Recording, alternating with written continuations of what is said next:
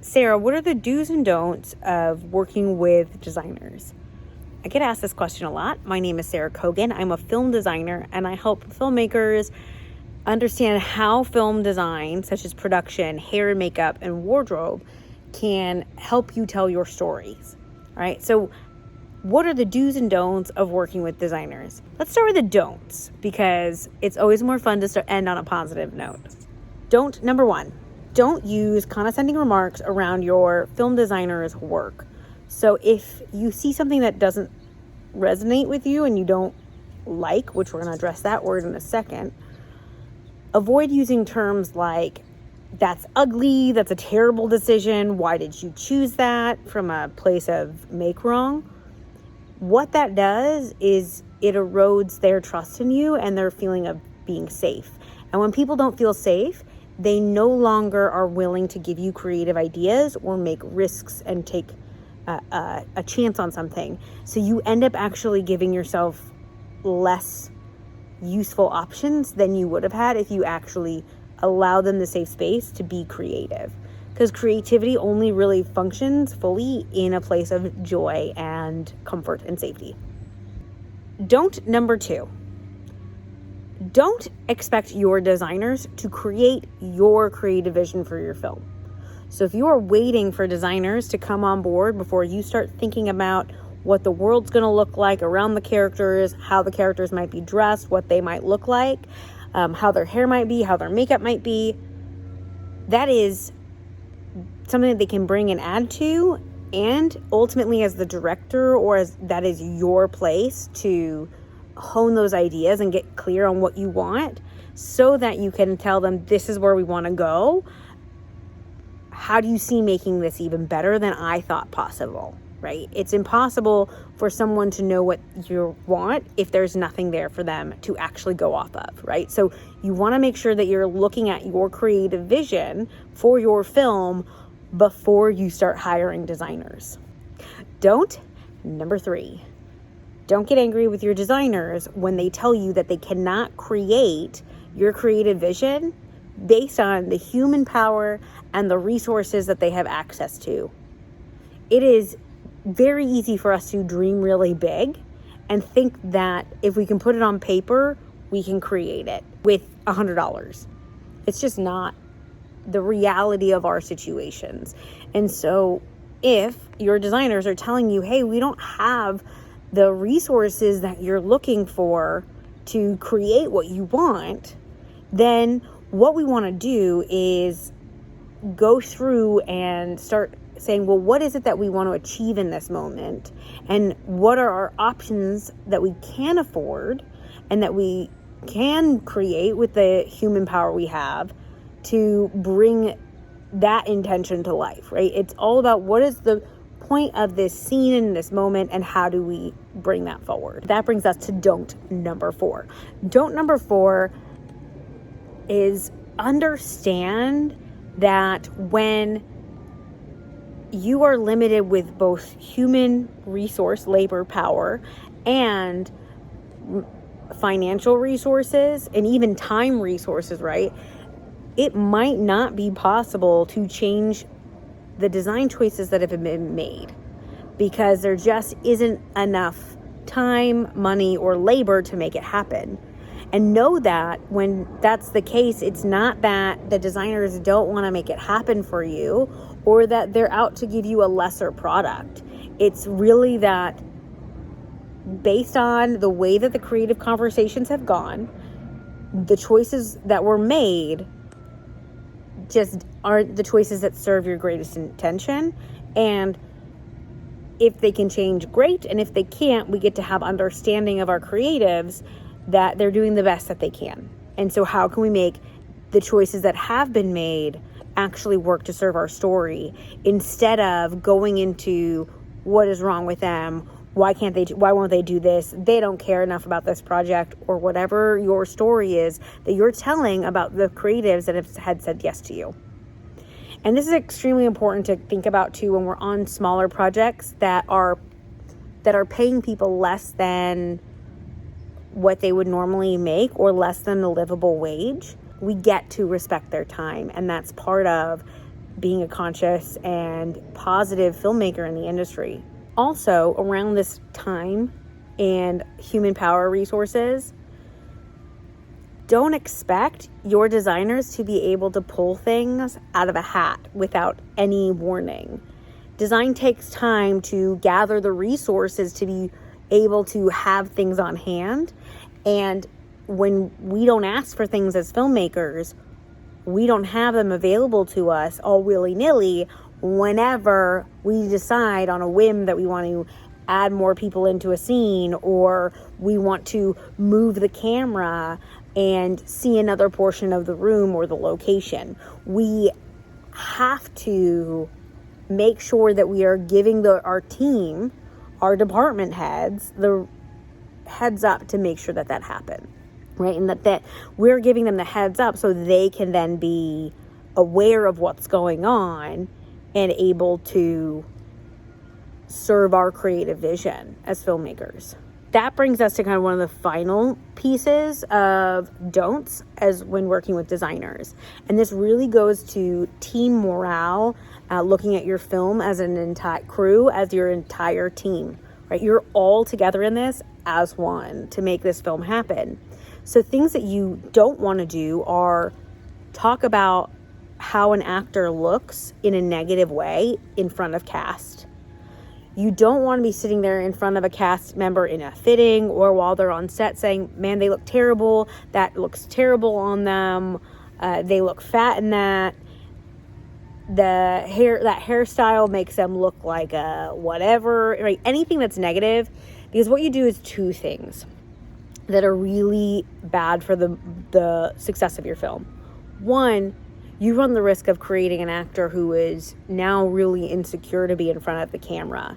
And the other thing that happens is you erode the relationship and the trust that actor has between hair, makeup, and costumes. So what can happen on set then is that you now have an actor not wanting to put their costume on, not wanting, spending hours in the makeup chair because they're nervous they don't look good.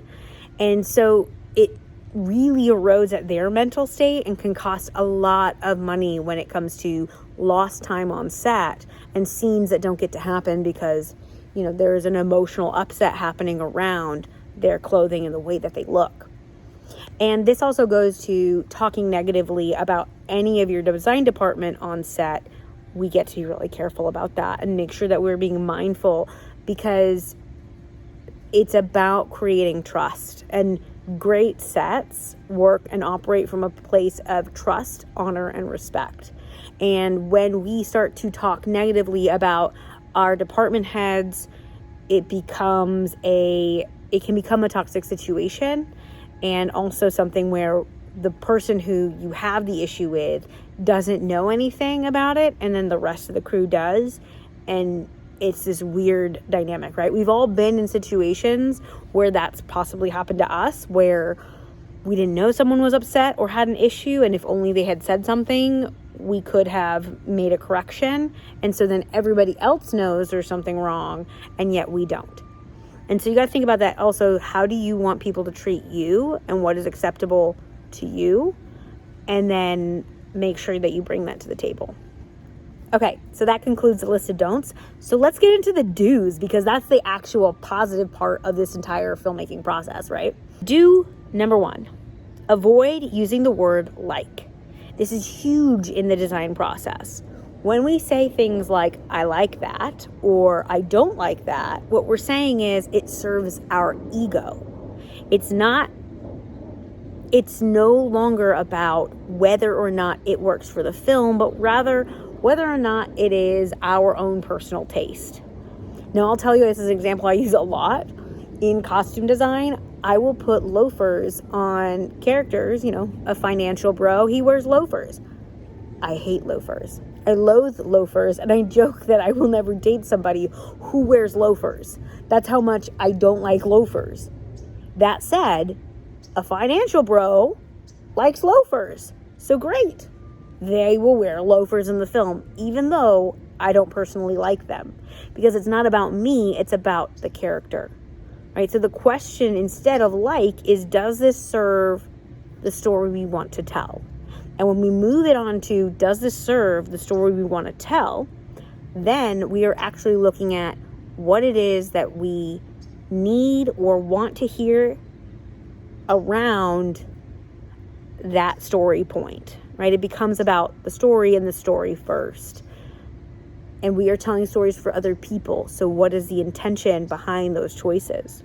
Which brings us to the second do. Know what your intention is with every scene, right? With every location, with every costume change, with the arc of each character. What is your intention? What is it that you're looking to achieve and accomplish? Because again, just like saying whether I like it or not, if we don't know what we want to achieve, then if we don't have the resources, right? If we don't know what our intention is and we don't have the resources to get exactly the thing we originally envisioned, then we don't know where we're going. But when we know what our intention for the scene is, what we want people to walk away understanding about that character, understanding about that situation, we can then say, okay, if we can't have this option A, what's option B? What's option C? What's option D? What are other ways that we can create this exact intention for the character? Maybe it's to have them feel isolated. Maybe it's to have them feel small in the space. Whatever it is, we want to focus on what is the intention of the scene and intention of the creative choices we're making and how they serve the overall story. So that brings me to do number 3. Do number 3 is all about giving your creatives the opportunity to explore, right? As a director, I always tell you that you want to come to your film with a clear creative vision. You want to know where you want to go. It's like having a map, right? You're going to make a lookbook to have a map of where you want them to go. And then you're going to send out your design teams on these creative expeditions to enhance that vision, right? Great designers not only give you what you've asked for, they make the choices better. They bring a layer of expertise to your creative vision that on your own you would not be able to achieve. And one of the things I always say is great creative movements have always happened in a group of people, right? You look at the Dadaists, the Impressionists, these people who have changed the way that we see and experience art. They were groups of people talking about ideas. And so it is there's another example of, there's a story of a military colonel, I think is what it was, position. And I'll be honest, I don't know my military rankings. I get to learn that better. Anyways, the leader of this battalion, they had to cross a rope bridge. And in this crossing of the rope bridge, the colonel said, hey, everybody, you get to walk out of step. Because if we walk in step with one another across this rope bridge, the sheer momentum that we will create with our steps in unison will create so much bending and movement of the bridge that the bridge itself will snap. Because when we are all aligned on the same creative vision, we have the ability to create that same amount of momentum as an army marching across a rope bridge in unison, right? The momentum and the resonance of our ideas is much stronger.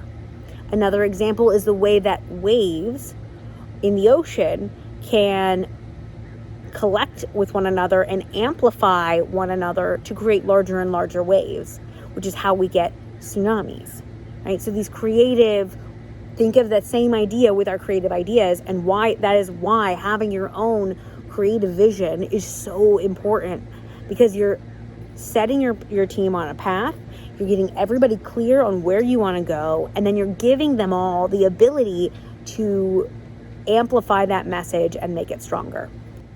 All right, I think I'm on do number 3.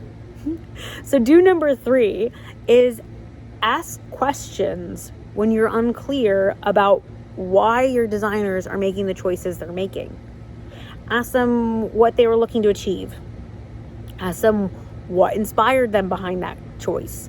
Get clear as to where they're at so that you know and understand how you can then course correct if you need to, right? Or to understand, why did you think that? Because maybe that's something you want to bring into your storytelling. You just never know what a designer is going to bring to your table, and you want to make sure that you get clear into where their ideas are coming from. The next do number 4, is remember that you hired these people for a reason, and they are an expert in their area, or if they are a new designer and they are young because that's what you can afford, they have some expertise and knowledge in that area. So remember that you can lean on that to create what you want to create. So ask them questions. Ask them, what do you see in this story and in this script? Because maybe they'll have things for you that you can do better, or bring ideas to the table that will add to the story that you're telling, right? So just remember that you brought them in for a reason, and that they have value to add to the overall storytelling. And therefore, it might be great to say, hey, we're looking at doing this shot. What do you think about that? We're looking at this point in the story, and, we're not really sure if it works. What do you think? How would you add design to this moment to maybe help us tell the story? Right? These are all things that we can do to include our designers in this process and have them add to the value that they bring to the table, right? They have an expertise, utilize it. So the next do is all about keeping them in the loop. Keep your department heads in the loop. If you want to shoot a different angle on the set, make sure that they know this, right? Your production designer needs to know this so that they can dress that part of the set, especially if it hasn't been dressed, or maybe it's not finished yet because they didn't expect you to move on so quickly, or to change the shoot order so they haven't dressed that portion of the set. So let them know. Or if you need to add a new background person in because we're adding a stunt and someone now needs to ride the horses into camp, so we get to dress a new person, and then you get to give them all the time to dress the characters, or to go through the works really quickly. I know it can feel like we have no time on set, we have to hurry, rush. When you say to any of your department heads, don't worry about it, it's not a big deal, you just said to them that what they do doesn't matter. And I know it's not the exact words used. However, the action of saying it's not a big deal and dismissing what they do, when a designer comes to you and says, if you're going to add this person into the scene, I need to dress them, or we need to look at their hair and makeup because it's not period accurate, or it matches my lead actresses and I just need to change it really quickly, then give them the respect and the honor to allow them to do their job and keep their expertise, because their job is to ensure your creative vision across the board, and they are paying attention to things that you might not be paying attention to as a director in the moment, right? You've delegated the hair, makeup, costume, or production design to somebody else. And even the cinematography, right? You're delegating as a director. And so you get to then allow those people the opportunity to serve your creative vision fully and completely when you add something in last minute, right? So we just want to make sure that you're giving them that respect and value. So that brings me to do number 6. Do remember that design takes time. It takes time to decipher what it is you want as a director, and then to go out into the world and physically find or order the pieces that serve that creative vision to have options for you. It takes time to ensure that things are going to be what you want. And so keep that in mind when you're looking at what it is you want to create, right? We want to make sure that we're setting our teams up to win and to succeed, because when they succeed, you succeed as a director. You look great when your designers do their job well. And that means it's all about setting them up so they can serve you to their best ability, which means time. It also means that in a last minute situation, there might not be the ability to adjust, as I mentioned before. And we get to go, great, what was it that I was saying that these people didn't understand? We get to be responsible when we're the head of a department, or in this case, when you're the director and you lead your team astray. We get to own up to that and go, well, what is it that I wasn't seeing, understanding, communicating, and then learn from that mistake instead of getting upset, right? So we want to make sure we're setting our teams up to succeed. The next do is give your designers and your department heads grace when they get stressed out, they maybe get short when there's a last minute request, right? It can be, some people don't handle it as well as they could or as well as we might like or want. And so giving them a little grace in those moments will serve them and ultimately serve you to reduce the tension on set and get back to a place of equilibrium. And know that really it comes from the desire to do their job well and just wanting their stuff to look good. And when you know that, then you know that it is coming from a place of serving the best they can for your film, right? So give them a little grace. It goes a long way. Also, show that you appreciate. That's another do that was not on my list that just popped into my mind. Show them that you appreciate what they are doing, whether that's in words of affirmation, whether that's bringing them coffee on a rough day. I just had some producers buy me a new suitcase because they saw that my suitcase on this away job was missing its wheels, and they just thought, she hasn't had a single moment to take care of herself. We're going to buy her a suitcase. And it was the most amazing gift I've ever gotten from somebody that I've worked for, because it was so thoughtful and I felt like I was being taken care of, right? So that's just one example of a way that you can show your appreciation. So it goes a long way for your teams, and they will work harder for you and with more passion when they know that you appreciate them. And then the last one is come to the table with a creative vision already in mind. You want to know where you're going to go. This allows people to jump into your film, both feet first, and really take you to the next level. That's what's going to serve you ultimately. The next do is be specific about your feedback with your designers. Explain to them what it is about something that is or isn't working for you and for the film, right? So is it that the silhouette doesn't work? That's a line question. Is it that the colors don't work, right? That's a color question, obviously. And what is the color story that we're telling?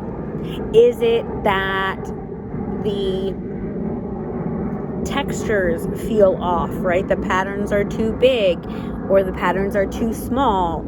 Is it that the actor's hair is, has too much volume, and that you want it, where the research images have too much volume, you want a little less hair? Is it that there's not enough movement in either the set or in the costumes, right? They feel too stiff or rigid.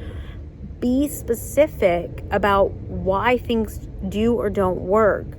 Because again, this goes back to the original one that I started with of avoid like. Like is unspecific. It's unclear, and it allows for misinterpretation. So when you are clear about what it is you want to achieve, right? Are you utilizing in a scene color to make a character feel like they are other? So those are all the things that you want to think about and then go from there. So that brings me to the last do. The last do is all about your creative vision. Come to the table with a creative vision in mind. It allows people to jump in fully with your vision and really build out your film in a way that supports your story and supports where you want to go. And especially if you're on a low budget project where you have very little design time, and design time in like the paper side of it. So getting to think and to gather, and we really have to get right into you know, getting things together and putting them on bodies or dressing sets and there's no time. We want to make sure that we are clear about where we want to go.